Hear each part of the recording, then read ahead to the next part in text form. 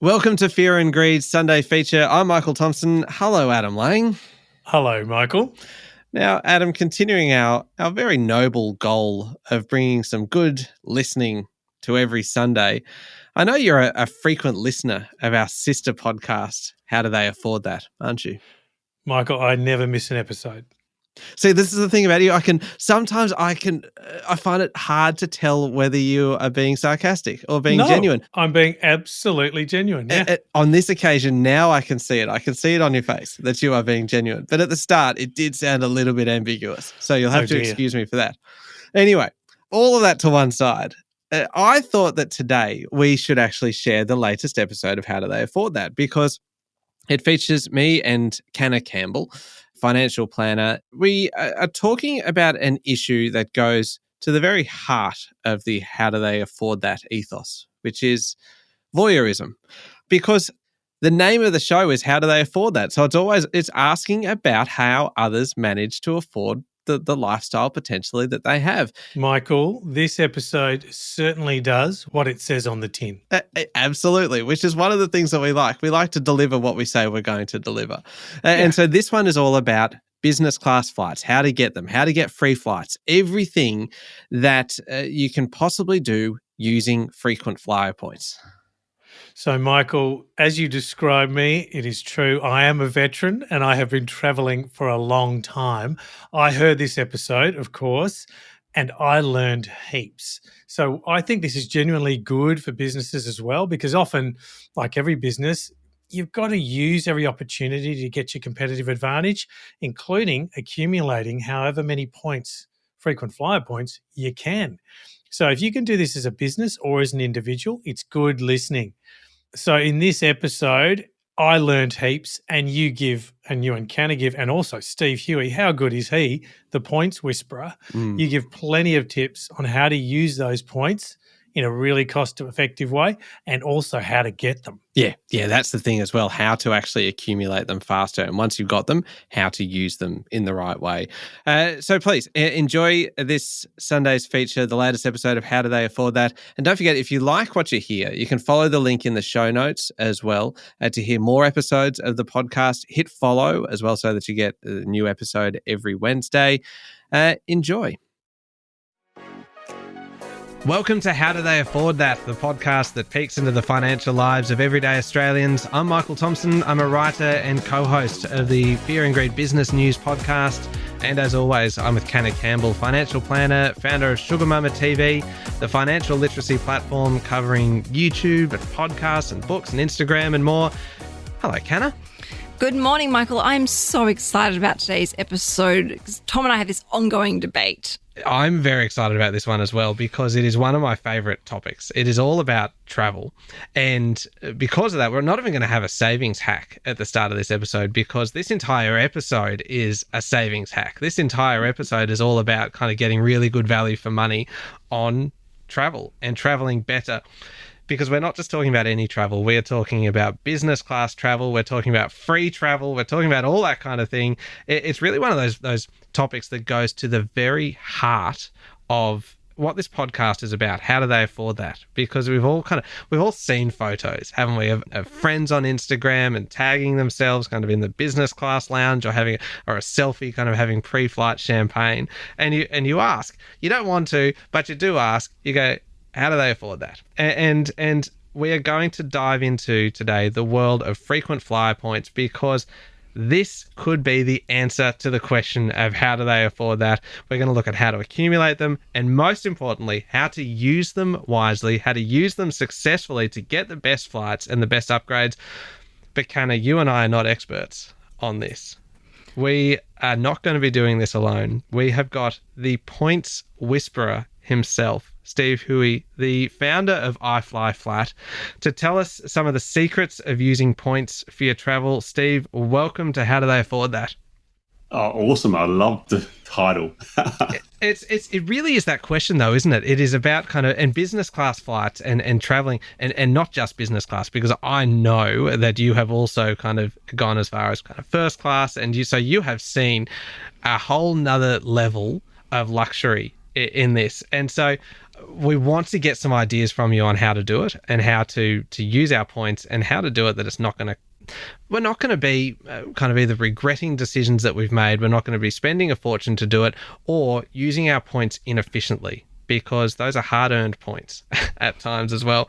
First, let's start with the very basics. What is so special about business class? Kind of, as someone who has done it frequently, paint the picture for us. Yeah, business class is more than just a seat. In my mind, there's 3 parts of business class. There's a part that you think about before you fly. So before you fly, if you're flying business class, you know you got about 40 kilos of baggage. So you never ever have to worry about how much clothes and things that you take. And you never have to have one of those little baggage weighers, because you got plenty, you got more than enough baggage. And plus, the pre part of flying is that you know that you're going to have your own space, your own food. So there's no stress. You can actually work up to the 10 minutes before you get in the cab, and you know that the rest of that trip is bliss. Whereas in economy, well, you don't know who is going to recline the seat into your face. So a complete different feeling. Yeah, and that's just the pre-trip. That's not even the flying part. Yeah, and it's also the lounge as well. Like, it's the you talk about kind of doing work right up until you have to go to the airport. I would be more the kind of person that's getting there 3 hours before the flight, just so that I can enjoy the benefits of being in the business class lounge. And just for me, that would be the big kind of lure. There is so much to it, and then of course there's the flying part.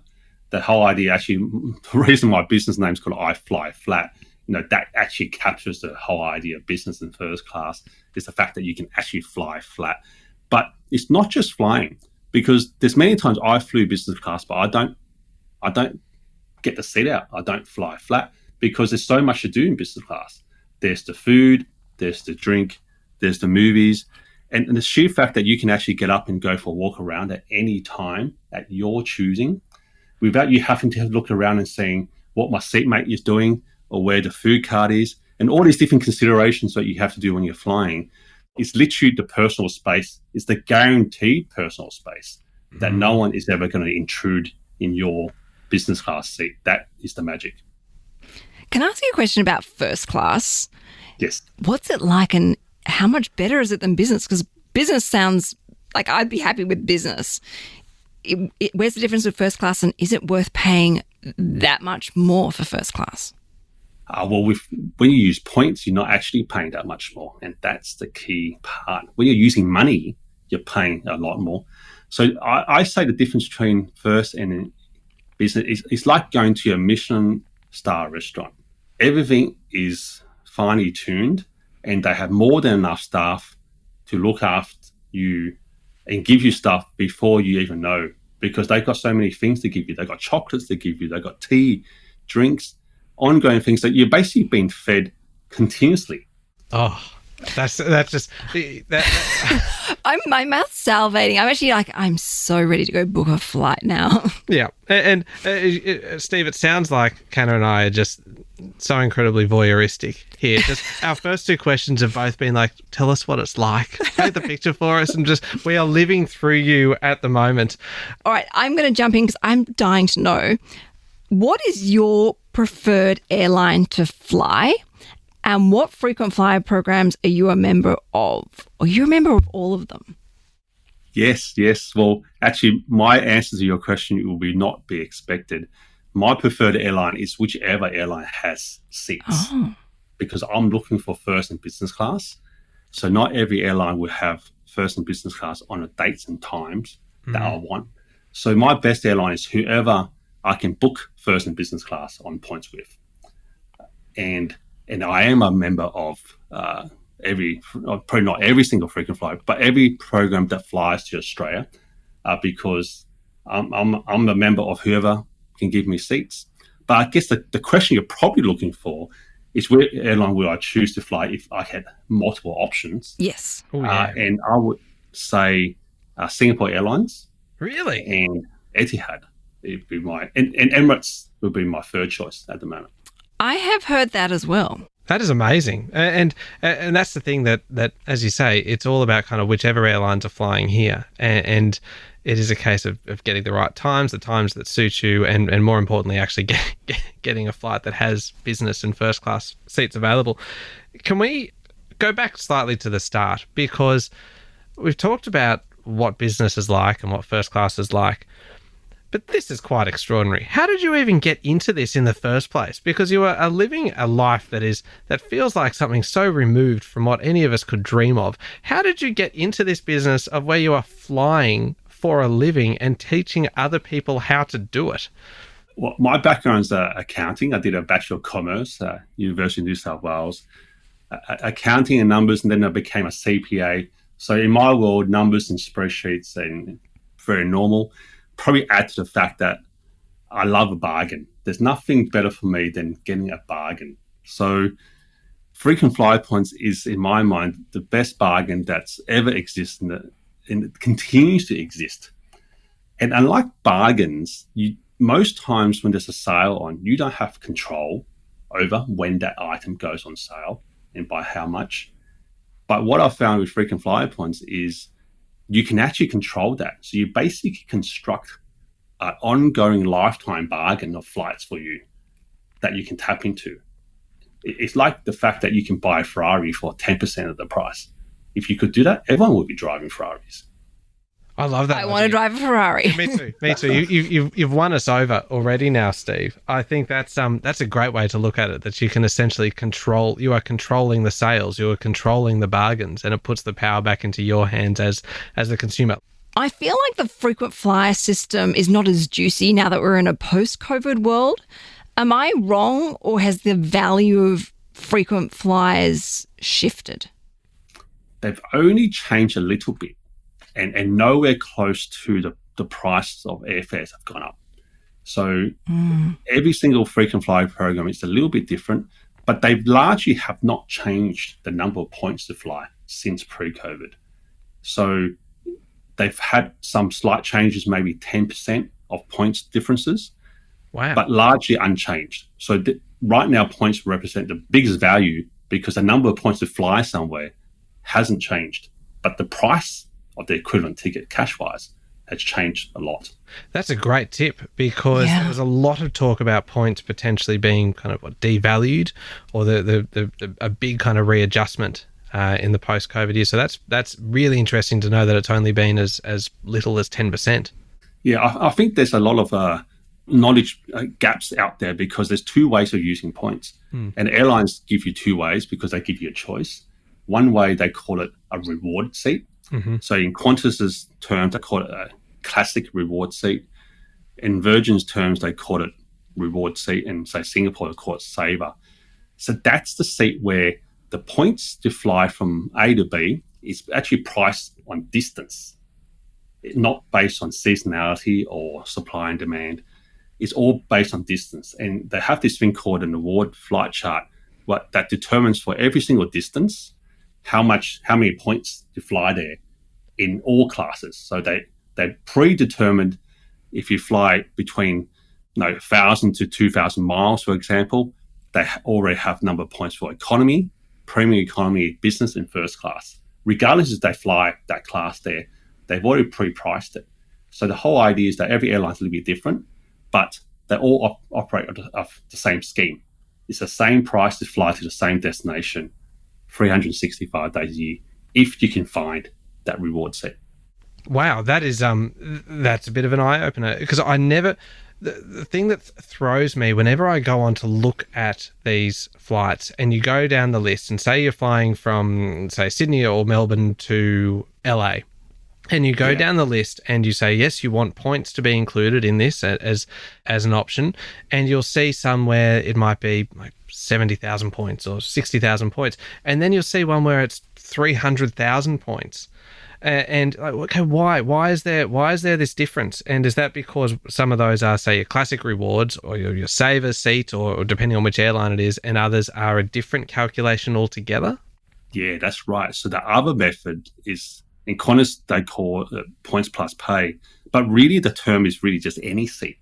And what they do is they give your points a set value of about 0.66, like say it's 0.7 of a cent, so less than a cent. So every single point's worth less than a cent, and then they just take whatever the ticket price is going at the time, and they convert that into points. So if the ticket is a $10,000 ticket at the time, then that divided by 0.66% will tell you how many points you're going to trade that in for. So that's when you can see these massive numbers of points, because they directly linked to the current ticket price, cash-wise. Wow. And does this change for domestic and international, or is it the same for both? It's the same. So they still attribute the same value if you want to use it for points plus pay or any seat. But when you have that reward seat, that's fixed number of points and really cheap once you see the table. And that's the seat you've got to look for, because if you don't find those seats, that's where people get wrong, because they look for a flight on a date and there are no reward seats. So then they go, oh, well, the price must have gone up. It seems logical, but they're looking in the wrong spot. Okay, and I think that's probably the secret of all of this, that this is, that it seems really quite simple when you say it, Steve, but for some reason it's never actually occurred to me. How then, I'm assuming there's a limited number of those classic rewards, and I know that they call them different things on different airlines, but just for the purpose of this, we'll call them kind of classic rewards. Yeah. Classic rewards, there's only a limited number of seats available for this per flight, or is it only on certain flights? Not all flights have them. And then I suppose, I know I'm just giving you a whole lot of questions here, but they're just kind of just falling out of me right now. How do they kind of preference them? How do they kind of decide kind of which flights are going to have them and which ones aren't? Yeah, so it's through quite a complicated yield management system. So you sort of think that the airline's primary business is to sell as many seats as possible for the highest cash price. But they also do know that they can't sell every single seat. It's the airline's dream to sell every seat, but they can't. So they, throughout time, they can work out based on seasonality and timing of flight that there will be X number of seats they have to keep empty for a whole variety of different reasons, including frequent flyer point seats. So, so not every flight has point seats, but the problem is that you don't know which one does. And it is not necessarily a set sequence. So basically the way I look at point seats is basically like fishing. There are seats changing every single day. And every single day, if you look in search, you'll find a different bunch of seats. Seats that were there yesterday will be gone tomorrow, potentially, and seats will come up. So I guess number one thing is the frequency of searching is like fishing. The more times you chuck that hook in the sea with a bait, ideally, you catch something. So same as for seats. So you're saying, though, that there's not necessarily any kind of pattern to it, that you might not, it's not that the first flight of the day is often the one that has it because it's the earliest and no one wants to go on that if it's like a leisure destination or something like that. But also that if you were to check on one day and there's no classic reward seats, that it's worth checking again the next day on that same flight because it may just have changed. It's not like once they're gone, there's no chance that it's going to come back on. That's right. Yeah, it's constantly changing. So it's not actually random, but by the time you look at it, it's random. So what's happening, there's multiple layers of things happening at the same time. So one layer is that the airline chooses how many reward seats, point seats to release. Mm-hmm. Another layer is that somebody could have booked that point seat earlier. And the third layer is that someone could have had a seat before and then cancelled it, so therefore it goes back in the pool. And then there's another layer where someone has paid a cash seat that's flexible and then they've cancelled it. So basically you got all these numbers changing constantly going into it. And that's why these seats come up and go, because you don't know which layer is shifting at any point in time. That is amazing. You are demystifying the whole points system for me, because it is great fun scrolling through and looking to see where you can get a business class flight. Actually, it's even just good looking to see whether you can get economy class flights using your points, because I would rather use points than pay any day of the week. And I think a lot of people would be like that. Oh yeah. Well, actually, if you are happy to fly on economy, using points to fly is actually the absolute cheapest way, because there are actually lots and lots of economy seats. And also you can basically be spontaneous because you can turn up to the airport at any time, roughly. Well, you probably don't have to turn up to the airport, but I can say that if you want to go somewhere in the world this afternoon, there will be an economy seat bookable, and you could be on it. One more question, Steve, before we move on from kind of booking seats. You talked about points plus pay. That is actually a tongue twister. Points plus pay is surprisingly hard to say. But when we're talking about points plus pay compared to classic rewards, it does seem as though classic rewards is a better value option. Yeah. Do you see a lot of people making the mistake of using points plus pay and assuming that is the best their points can actually get them? Yes, every day, every minute, I'm sure there's someone booking a points plus pay seat, totally unaware that there's another way of doing that because they just don't book seats that often. So it's like maybe buying a house or buying a car. You just don't do it often enough that you don't really know what you're doing. And because you do have points that you accumulated and you want to drop the price of your ticket, then people will do it and unaware or maybe don't care what it is, unknowing that for maybe 1/7 of the number of points, you can score these classic flight rewards. It's not a deliberate basis by the airline to trick you. They just make both options open, and it's up to you to choose which way suits you best. So is it better value to use your points for domestic flights or for international flights? Better value. I say international flights is. Well, actually, that's a tricky question because if I put on my accounting hat on, we might have stumped him here, Kenna. Well done. Oh, wow. So domestic business class actually gives you better financial value because the price of a domestic ticket, say between Sydney and Melbourne, is about $2,000 to buy, but only about 32,000 points to book. So you're getting maybe like 4, 5, 6 cents per point value, per point financially, but it's only a 1 hour flight. So most people don't care for that. Whereas if you go international, the 3 hours in the lounge beforehand, where you when you drink the entire lounge dry, which is not recommended, obviously, but I have seen it done. Yes, you add that on. But for international flights, say you're going to London, where the whole total flight time is about 22, 24 hours, and then the equivalent is $15,000 to buy a ticket, but you need about 300,000 points to redeem that ticket. So you're only getting about lower cents per point there. If you think about financially, domestic business class wins. But if you think about the whole purpose of flying and making yourself comfortable, the international business class wins. Is it worth using your points to upgrade? So if you pay for an economy seat and then crystallize some points to upgrade, do you think that's good value for money? Points well spent? Yeah, value is a different thing. I'll answer the value one later, but I think one of the big misconceptions about upgrades that people don't understand that it's purely a request. It's like a wait list at a busy restaurant. You have put your name down for a request, and if any available seats do come up, roughly 24 or 48 hours before departure, then they'll allocate them. And another thing that people think about upgrades is they think they're the only person on that plane that has requested for the upgrade. But 300 other people also going, that'd be nice. I'd like to upgrade. So what happens is that there might be, say, 5 empty seats, and the airline goes, cool, okay, we'll allocate them. Yeah, but there might be 55 people who've made a request. So who gets them? It's not random. They have an allocation system. They allocate based on your status, whether you're platinum, gold, how much you pay for your ticket, whether you pay top price, fully flexible or discount, and how many people do you have in your booking. Because, if you've got 4 people and they've only got 3 seats, they're going to give to 3 individuals and not because they can't break up your party. So all those factors come into play. So basically, like upgrades is basically a lucky dip. Wow.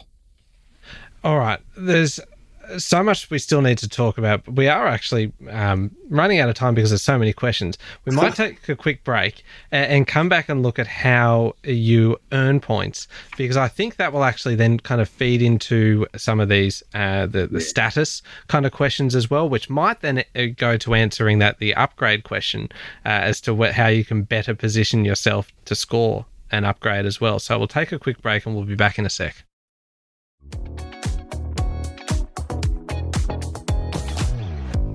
All right, Canna, today we are talking about frequent flyer points. We're talking about how to get business class travel and economy as well, but really we're focusing on business class and maybe even first class. Business class, I want to fly at the front. I've never done it before. The very, very front up here now. And we're talking about how to use points in order to do it, because it is, as we're learning, there is an art to it. And there are ways to do it that are very, very efficient. And it sounds like it's actually a lot of fun. The fishing expedition that you go on each day when you're going on to the Qantas website or the Virgin website and seeing what flights are available and where you're going to go. But we are obviously joined today by Steve Huey, the founder of iFlyFlat, the points whisperer himself, who's able to kind of give us these tips. We've talked so much about the selection of flights and how to kind of snare yourself a seat using your points, but we kind of need to look at the other side, don't we, Canna? Yes, I think we need to talk about earning the points now, because that's what we want, lots of points so we can use them. Now, would you recommend earning these points mainly through spending and maybe picking credit cards that are, in partner programs with these particular airlines? Like, what are your thoughts here? Yeah, definitely. Earning points by spending is pretty much the future of point programs in my mind, because you can never earn 1 million points by flying, because you actually will never be home. So you're probably flying more than a pilot. And actually, airlines are actually cutting down on how many points you earn by flying. But earning points by spending, by picking the right points earning card, is the way to earn significant amounts of points. Significant as being obviously anywhere from 10,000 to 10 million points a year can be collected purely by picking the right credit card, and obviously the ability for you to spend money on it. Wow. So what do you think of those bonus, special promotions where, you can collect 150,000 points if you successfully, apply and get approved for a credit card? Do you think they are worth doing? Yeah, definitely. Of course, I must say that it depends on your particular financial circumstances. But if you talk about just points by itself, without the credit part, generally every dollar you spent will earn you 1 point or maybe half a point on a Visa, MasterCard, for example. So if you can sign up to a card and get 100,000 bonus points, that's the equivalent of you spending between $100,000 to $200,000 to get the same number of points. And depending on sort of your situation, whether you run a business or an individual, like an individual, it's very hard to spend $100,000 a year unless you're earning $500,000. That's not many people around there that do that. So yes, a bonus points is a fast way of accelerating a huge chunk of points very quickly, because your ability to earn them is not matched. But if you're running a business, then that's a different story, because you can generate hundreds of thousands of points. Tapping into the little hustler that I am, what do you think of, applying for a new credit card, clipping your ticket, collecting that bonus 150,000 frequent flyer points, using it for a couple of months, cancelling it, and then jumping ship to another special offer where they offer you another 150,000 frequent flyer points, clipping your ticket there, really banking those points. Like, is the airline going to cotton on to what I'm potentially doing, and are they going to shut me down or take away my points? Like, it just seems too good sometimes, these amazing promotions with these cards. Yes, you actually mentioned everyone does this. No, not everyone. A lot of people do this. And there's a term for it. It's called credit card churning. And some people go as far as keeping a spreadsheet as to what card, how long they've had it for, how much they spent, and what is their annual fee. So therefore, they can schedule themselves to cancel them. But definitely, a lot of people do it. And sometimes the offers is just so good where you can get these bonus points. And sometimes people with a partner, they do it. So therefore, you're both switching cards and getting 100,000 points per time. And they'll basically pay for your holiday for the year. So you have enough points to fly. But the one thing of warning is that every time you apply for a credit card, potentially your credit rating, all that stuff, that's a different consideration. But pure points, no brainer in my mind. I was about to ask Canna to put your financial planner hat back on and just say, is this a good idea from a financial perspective? It's probably something that you need to do with a great deal of care, I would imagine. Absolutely, because obviously your credit score is in potential jeopardy if you've got multiple credit cards going. And obviously, a lot of these great frequent flyer offers have, attached to credit cards, have annual fees as well. And some of those annual fees can be quite expensive, and those annual fees get charged to the card immediately. So, I saw one the other day, I think it was $550 a year. So the moment you're approved and have that card and start using it, and obviously you have to use the card to collect the points, you don't just get them automatically, you've then immediately on your credit card, you've got a $550 annual charge up front. So you've got to be very, very careful. If you're someone who's not great with credit cards, perhaps you want to learn how to use them more wisely before you start churning the frequent flyer card system. Read that fine print. Oh, yes. Sure. Mm. Now, Steve, you mentioned before when we were talking about upgrades and the way to make sure that you're perhaps positioned at the front of the queue when you are applying for an upgrade, and status matters, whether you are a gold or a platinum or a silver or any kind of a frequent flyer higher than the bronze level that I am. How do you kind of accumulate that? Where does this come into all of this? How do you earn those points, and can you get around the system at all, I suppose, is what I'm trying to find out. I'm trying to find out if I can cheat and rot the system. That's yes, the status credits you can only earn when you're actually flying on a paid ticket. I call it cash, but it doesn't have to be cash, but on a non-points ticket. And you can only fly if you actually fly. So even buying the ticket will not give you the status credits. You actually have to do bums on seats to earn that status credit. And most people earn it because they fly for work. And because the company is paying for you to do a trip somewhere, and then you, due to flying, you earn a status credit, you earn the points, and slowly you go from silver, gold to platinum. As an individual, generally quite hard because you probably don't have that much time to do that much travel if it's not for work. And in my mind, there's two paths. I've chosen the non-status path, and I've chosen the path where I can just use my points to fly business and first everywhere, which in a way gets everything that status offers you, because it gives you lounge, gives you priority boarding and everything. So status is actually something of a benefit where you have gold, for example, and you can be flying on an economy ticket. You get access to the lounge, which is actually a business class lounge where business class passengers go. So it's actually a perk above what you pay for. Oh, that actually sounds like a kind of a Canna style hack of the system here. Question about, you mentioned business. If you run a business, there are actually a lot of ways to accumulate points quite quickly. And I know that we have a lot of people in kind of business and running their own small businesses. What are the ways that they can use kind of their own business to accumulate points more efficiently? Yeah, look, this is actually my specialty of iFly Flat. The magic thing about business owners, because they've got bills to pay in running their business, and you can actually pay everything. So when we talk about everything, you can literally pay every single expense that your company pays, like the ATO, like rent, like suppliers, contractors, online advertising. Every single dollar your company pays can be paid through the card, either directly or through one of these third-party companies called Payment Aggregator, and they'll allow you to pay everyone. The whole idea is that this allows you to use your credit card to earn points.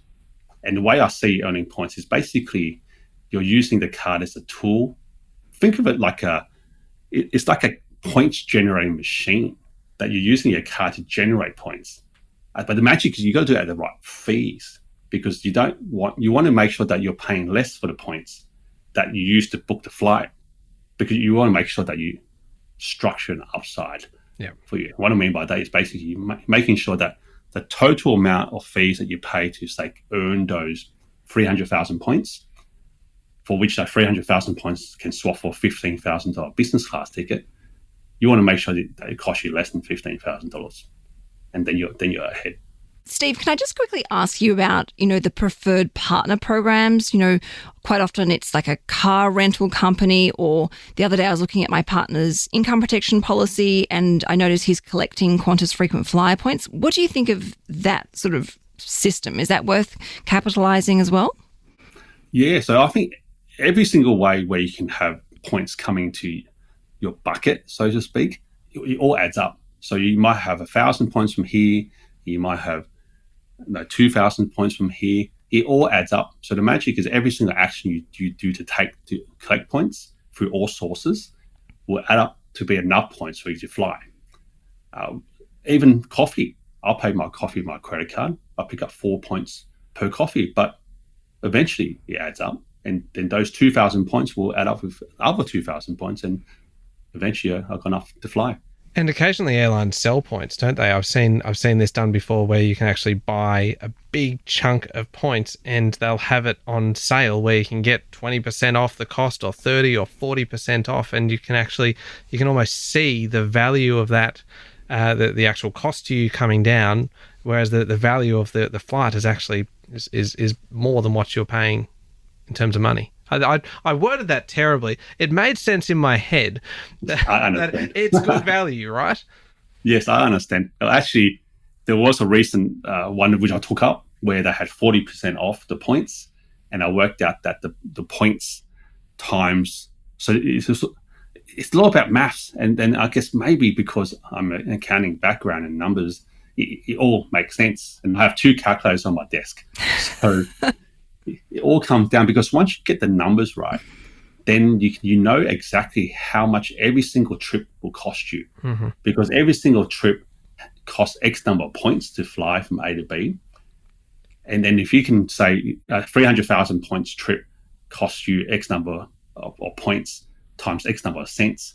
So you can actually price out and design a system, which we do. We help people basically fly business class to Europe for under $6,000. And that's it on repeat. That is pretty amazing. I like the sound of that. Yeah, me too.